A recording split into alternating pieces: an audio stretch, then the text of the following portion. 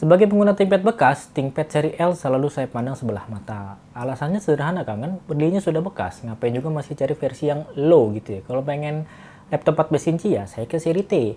Kalau ingin laptop 13 inci ya saya ke seri X. Kalau lagi punya duit dan ingin laptop yang benar-benar portable tapi performa seperti seri T ya seri X1, X1 Carbon. Nah, semenjak menggunakan ThinkPad L13 Yoga generasi kedua, pandangan itu sudah mulai bergeser. Biar saya jelaskan.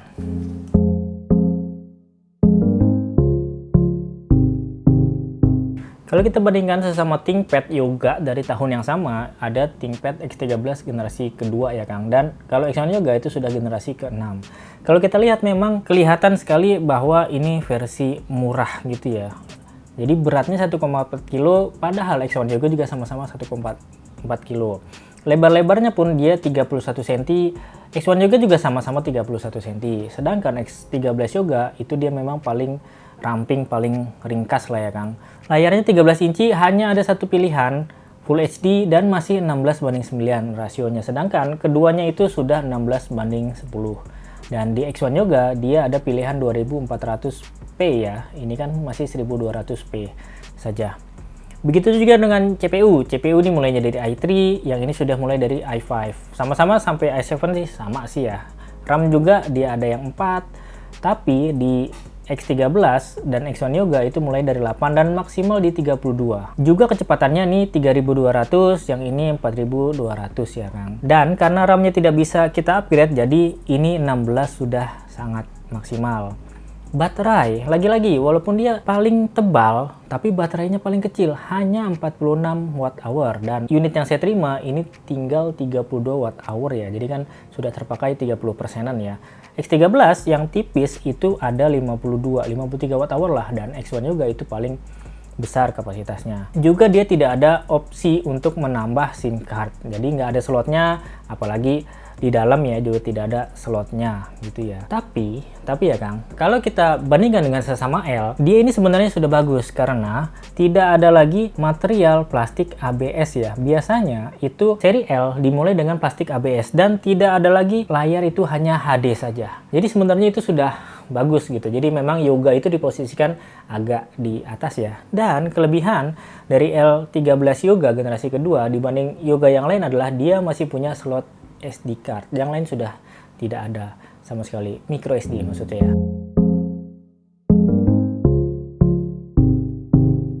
Kelebihan lain ada di harga pastinya Kang. Jadi dengan harga 6,4 juta bekas ya, kita sudah mendapatkan Intel generasi 11, i5 generasi ke-11, RAM 16GB, SSD 256, ada fingerprint, ada IR kamera, 6,4 juta saja. 6,4 juta itu kalau di Yoga X13 itu hanya mendapatkan RAM yang 8GB. Sedangkan di X1 itu kita turun generasi. Itu jadi kita hanya mendapatkan generasi ke-5 yang masih menggunakan Intel generasi ke-10 yang kalau saya rasa performa akan lebih baik generasi ke-11. Tidak hanya harga, tapi keyboardnya juga Kang. Jadi keyboardnya rasanya memang enak, empuk, taktil gitu ya, khasnya ThinkPad yang 13 inci yang memang agak kecil, tapi dia masih bisa kita ganti sendiri ya. Kita masih bisa buka dengan cara-cara tertentu. Beda dengan ThinkPad X13 atau yang Yoga ya, atau juga X1 Yoga yang memang dia sudah menempel dengan motherboardnya. Selain itu, kalau kita memang pegang rasa-rasanya Kang, ini rasa-rasanya seperti ThinkPad seri T ya, yang memang dia dari fiberglass ya. Yang ini aluminium, jadi saya sudah tes memang kalau dingin, ruangan dingin gitu ya, ini lama-lama juga akan dingin. Ini dari aluminium dan sedangkan bawahnya ini dari fiberglass tadi ya. Jadi terasa sangat solid, tidak seperti plastik ABS biasa.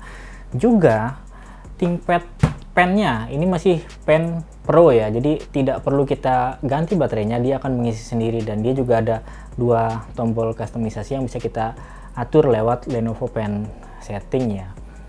Ngomongin pennya juga, pennya ini juga dia sudah ada pressure sensitivitasnya ya, jadi 4096 sensitivitas, jadi kita bisa merangkai, menulis itu merasakan tebalnya, tipisnya gitu ya. Untuk menggambar sih ya lumayan juga, walaupun saya memang nggak bisa menggambar gitu ya, tapi ini dan enak juga dipegang. Dan kalau ngomongin Yoga, jadi layarnya bisa kita buka, Tidak hanya 180 begini, tapi dia juga bisa terbalik seperti ini ya, dan dia otomatis akan berputar ya, jadi rotation. Kalau begini juga dia akan otomatis ya Kang. Dan keyboardnya ketika memang mode seperti ini, keyboardnya dan touchpadnya itu dia akan otomatis tidak berfungsi ya. Jadi kita hanya akan menggunakan ini saja, nanti ada keyboard virtual kalau memang seperti ini ya. Nah, kita ngomongin ke body lagi. Jadi di bagian belakangnya ini exhaust, jadi exhaustnya itu tidak ada di kanan kiri. Itu bagus, tapi kalau kita menggunakan dia sebagai kita putar seperti ini, begini ya posisinya, yang enak ada begini ya. Kalau memang akan nanti berputar posisi seperti ini, jadi exhaustnya ini akan kena di tangan, kepegang, ini nggak enak ya. Posisinya ya tinggal ganti begini saja sih. Jadi itu agak sedikit berpengaruh, tapi tombol powernya itu bagus karena dia tombol powernya itu tidak menonjol, tapi dia agak cekung, jadi kita tidak gampang mudah gitu ya sengaja ketekan gitu. Sedangkan porta-porta koneksi dia bisa dibilang normal ya untuk laptop 13 inci dan untuk laptop 2-in-1. Ada 4 USB, jadi 2 USB A dan 2 USB C. USB C juga ada yang spesial, ada yang Thunderbolt 4 ya Kang. Satunya lagi itu USB 3,2 saja. Biasa, tapi kan 3,2 itu sudah cepat ya, 3,2 Gen 2 lagi. USB A-nya itu hanya biasa saja. Masih ada HDMI, masih ada audio combo, ada smart card reader di bagian depan, tapi ini nggak ada ya. Dan tadi yang sudah saya sebutkan, dia tidak ada SIM card lagi, tapi ada untuk micro SD. Sedangkan di bagian belakang itu ada rubber fit yang lumayan besar ya, jadi panjang di atas dan di bawahnya itu ada 2. Dia lumayan untuk menjaga supaya dia tidak slip ya. Dan di tengah-tengahnya itu ada tombol reset, masih ada buat docking ya. Walaupun lagi-lagi chargingnya itu menggunakan USB-C full ya, tidak bisa kita ganti kalau misalnya rusak gitu maksudnya. Untungnya ada 2, maksudnya mungkin kalau akan jago solder ya bisa-bisa saja diganti, tapi amit-amit rusak, motherboardnya harus ganti, itu kan amit-amit banget ya. Di sebelahnya itu ada extended untuk LAN ya, dan dia ada indikator LED seperti biasa. Jadi sebelum 90 dia akan berwarna oranye, tapi ketika sudah 90 dia akan berwarna putih. Dan ketika kita gunakan threshold itu dia akan mati, misalnya 90%. Walaupun saya mengalami masalah waktu itu, pernah saya set 90 tapi dia sudah berhenti di 75. Saya nggak tahu kenapa, tapi ya dimatikan lagi, dihidupkan lagi, thresholdnya beres. Tidak banyak lagi yang bisa kita otak-atik di bagian dalam ya Kang, kecuali SSD dan juga WiFi cardnya. RAM-nya sudah tidak bisa kita ganti, CPU-nya juga jelas tidak bisa kita ganti. GPU bisa kita tambah, bisa, tapi dari luar ya, via Thunderbolt 4 silakan akan coba otak-atik, kalau saya belum. Nah, ngomongin SSD-nya ini hanya 256GB saja, tapi saya rasa ini asli ya, bawaan dari WD SN730.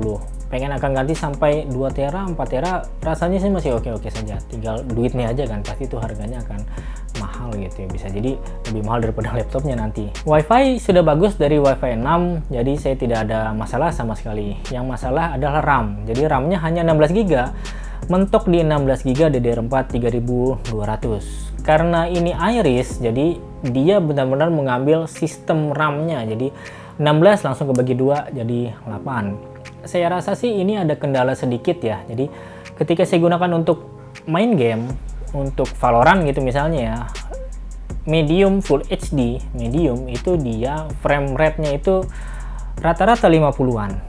50, 60, 80 gitu, tapi kalau di rata-ratakan itu dia 50-an. Itu medium ya, itu kan kalau kita bandingkan dengan T14 yang kemarin, benar sih saya sudah menambah itu jadi 32GB, sama-sama i5 juga, tapi dia bisa di 90-an, itu kan lumayan jauh perbedaannya. Begitu juga kan Wuthering Wave saya setting di ultra performance full HD, dia itu frame rate-nya hanya di rata-rata 15 frame per second. Itu mainnya nggak enak banget, entah karena RAM-nya yang memang hanya 8GB terbagi langsung, atau memang karena sistemnya dia menjaga di 15 watt saja. Karena mungkin dia manajemen panasnya, kipasnya lebih kecil, bentuknya juga lebih kecil, dia dijaga di 15 watt saja. Padahal kalau kita ngomongin Iris dan Tiger Lake itu maksudnya Intel generasi ke-11, dia TDP-nya itu 28 watt kan, dan bisa dia naik itu sampai 50 bahkan 60. Tapi mungkin Lenovo atau ThinkPad itu memilih untuk laptop seperti ini ya dijaga saja di 12, di 15, walaupun sedang load tinggi, dia tidak bisa naik.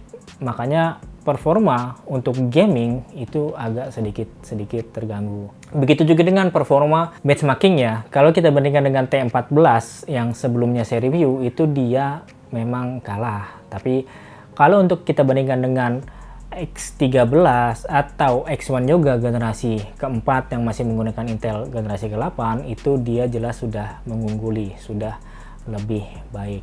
Jadi untuk akang-akang sekalian yang memang mengincar laptop ini untuk gaming, misalnya gaming casual, itu masih bisa main lah. Kayak tadi Valorant itu asal akang turunin ke low lagi dia sudah bisa kita mainkan. Tapi kalau butuh kemampuan grafis yang lebih tinggi ya ini nggak direkomendasikan. Kalau akang butuh benar-benar yoga seperti ini yang ada penanya untuk ngajar gitu, saya kebayang dosen kah atau guru atau bahkan bisnismen gitu yang suka presentasi nyoret-nyoret, itu kan enak banget. Itu luar biasa membantu sekali untuk presentasi kah atau untuk menjelaskan ke orang-orang, apalagi ditambah dia bisa diputar gitu. Itu bagus.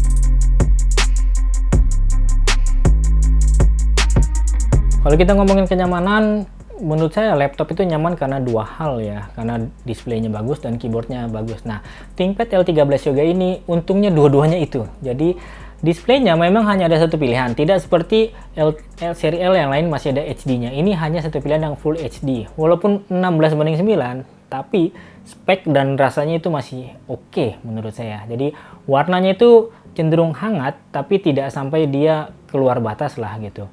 sRGB-nya hampir 100%, NTSC-nya 72%. Kecerahannya 300 nit, jadi kalau di luar itu karena dia tipe glossy juga memang agak susah karena dia jadi mantul-mantul dan hanya 300 ya. Cuman dia tidak tipe yang mencolok mata gitu ya. Tidak kereng banget, tidak tajam banget, enggak, tapi nyaman lah gitu. Nah, di atas displaynya itu ada shutter aja, jadi ada penutup untuk webcam, dan webcamnya ini ya nggak bisa diharapin sebenarnya.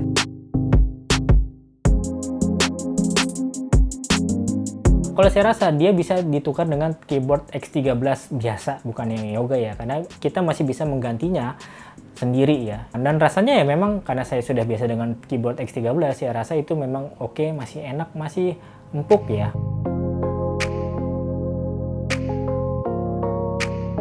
Yang buat nyaman atau enggak lagi itu suhu dan kebisingan ya Kang. Laptop ini suhunya kalau kita biasa gitu itu ada di 40-an, tapi ketika low tinggi, ketika kita main game yang tangannya harus ada di keyboard, itu lama-kelamaan akan terasa panasnya, dia 90-an derajat. Tapi kalau normal itu enggak sama sekali. Begitu juga dengan kipasnya cenderung tenang sih, walaupun kadang-kadang itu terdengar gitu ya, walaupun dia mode balance itu kadang-kadang dia terdengar suara kipas, tapi secara umum nggak mengganggu sama sekali.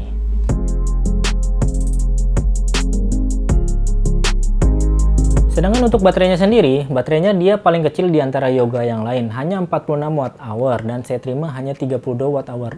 Itu sudah terpakai 30%-an, tinggal 70%-an.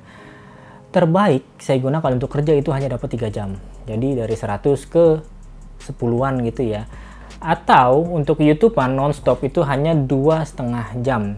Brightness selalu saya set itu di 50%-an dengan best power efficiency atau balance. Jadi itu 2,5 jam atau 3 jam. Itu sayang banget. Kalaupun misalnya akan nanti mendapatkan baterai yang lebih baik, saya rasa itu akan nambah mungkin hanya 1 jam saja. Untungnya sih waktu ngecasnya itu cepat ya Kang. Jadi nggak nyampe sejam itu dia udah bisa dikatakan penuh lah ya. Kalau memang akan dari 20 ke 60, 20 ke 80 maksudnya, atau ke 90 pun itu nggak nyampe sejam, itu juga dia sudah tercapai. Itu untungnya banget. Dan agak beruntung juga saya mendapatkan chargeran yang memang dia bagus ya. Jadi kualitasnya bagus, ngisinya bagus, dan dia tidak pengaruh ke touchpad.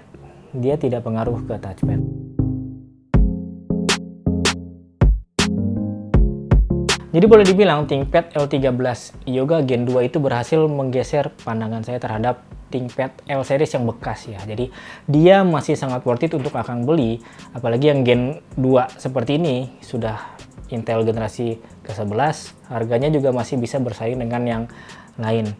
Dia seimbang kalau menurut saya. Jadi apa yang ditawarkan dengan body, dengan segalanya itu dia seimbang. Itu kelebihan yang bisa saya rangkum yang pertama. Yang kedua adalah nyaman.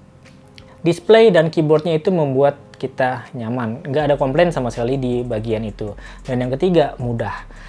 relatif masih bisa kita mudah ganti cover belakang gitu, misalnya kita mau ngatik-ngatik sesuatu, membuka, mengganti itu masih bisa dengan mudah, dan keyboardnya masih bisa kita ganti juga dengan mudah.